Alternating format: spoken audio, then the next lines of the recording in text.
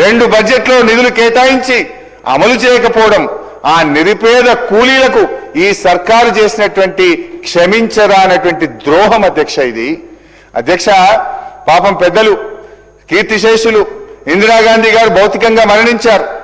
కానీ ఈ ప్రభుత్వం చేస్తున్న వాగ్దానాలు నైతికంగా వారు మరణిస్తా ఉన్నారు. వారి పేరు పెట్టి ఇందిరమ్మ పేరు పెట్టుకోనన్న పథకం అమలు చేయరా అధ్యక్ష? కళ్ళు తెరవండి భట్టి గారు. అంకెల గారడి కాదు, ఇచ్చిన మాట ప్రకారంగా నిరుపేద కూలీల కడుపు నింపాలని చెప్పి మీ ద్వారా ఈ ప్రభుత్వాన్ని కోరుతా ఉన్న అధ్యక్ష. అదేవిధంగా అధ్యక్ష, ఇవన్నీ నేను ఏవి కూడా సొంతం చెప్తున్నాను అధ్యక్ష. బడ్జెట్ బుక్కుల్లో హామీలు ఇచ్చి మాట తప్పినవే నేను గుర్తు చేస్తా ఉన్నా అధ్యక్ష. అదేవిధంగా అధ్యక్ష, ఇప్పటిదాకా కూలీల కథలు విన్నాం, రైతుల వెదలు విన్నాం, ఈ ప్రభుత్వం కూలీలను రైతుల్ని ఎట్లా మోసం చేసిందో విన్నాం అధ్యక్ష. అదేవిధంగా అధ్యక్ష, ఈ ప్రభుత్వం యొక్క నమ్మక ద్రోహానికి బలై నెత్తురు చిందించిన నిరుద్యోగుల వెతలు కూడా వినిపించే ప్రయత్నం చేస్తా అధ్యక్ష. ఓటాన్ అకౌంట్లో అధ్యక్ష, ఓటాన్ అకౌంట్ బడ్జెట్లో భట్టి గారు ఏం చెప్పారంటే అధ్యక్ష, చెప్పిన మాట ప్రకారంగా జాబ్ క్యాలెండర్ తయారు చేసి ప్రక్రియ ప్రారంభించాము అని ఓటాన్ అకౌంట్లో చెప్పారు అధ్యక్ష. మొదటి బడ్జెట్ అధ్యక్ష, నియామక ప్రణాళిక క్యాలెండర్ను త్వరలోనే ప్రకటిస్తున్నాము అని మొదటి బడ్జెట్లో చెప్పారు అధ్యక్ష.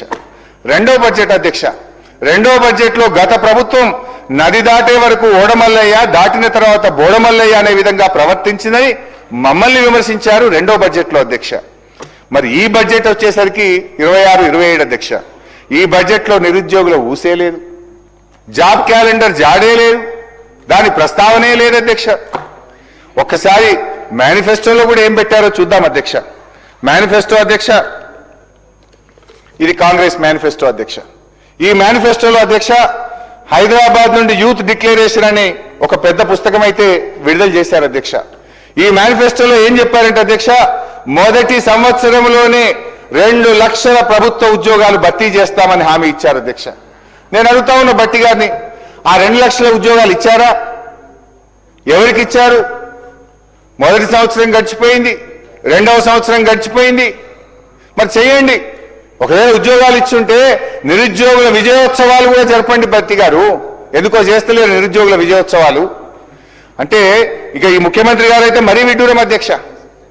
నిరుద్యోగులకు ఉద్యోగాలు ఎక్కువైపోయి ఇక నోటిఫికేషన్లు చాలు అంటున్నారని చెప్పి సెలవిస్తారు ఆయన. పోదామా మరి? నేను అడుగుతా స్పీకర్ గారు, 1 పావు గంట హౌస్ అడ్జెంట్ చేయండి సార్. ఇక్కడనే కదా సార్ అశోక్ నగర్. భట్టి గారు మేము అందరం కలిసి అశోక్ నగర్ సెంట్రల్ లైబ్రరీకి పోయి అడుగుదాం. మరి నిరుద్యోగులు నోటిఫికేషన్లు చాలు అంటున్నారా?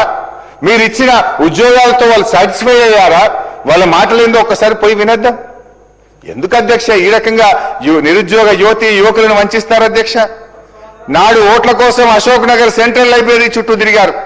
నిరుద్యోగుల మెడలో కాంగ్రెస్ కండువాలు వేసి జిల్లాల్లో వారిని తిప్పి ప్రచారం చేయించుకున్నారు. ఇప్పుడు అదే అశోక్ నగర్ లో ఉద్యోగాలు అడిగిన విద్యార్థుల వీపులను విమానం మూత మోగిస్తా ఉన్నారు అధ్యక్ష. తలలు పగలగొట్టారు.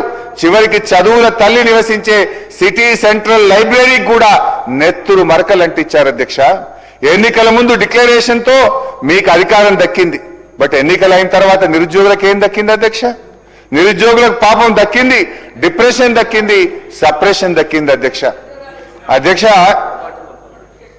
ఎన్నికలు దాటడానికి నిరుద్యోగులను ఓడలా వాడుకొని గెలిచిన తర్వాత వాళ్ళను బోడమల్లేలు చేసింది ఎవరో ఇప్పుడు భట్టి గారే సెలవియ్యాలి అధ్యక్ష.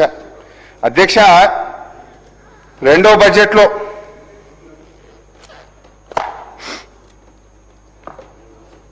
25-26 అధ్యక్ష, రెండో బడ్జెట్లో ఒక మంచి కవిత చదివారు అధ్యక్ష.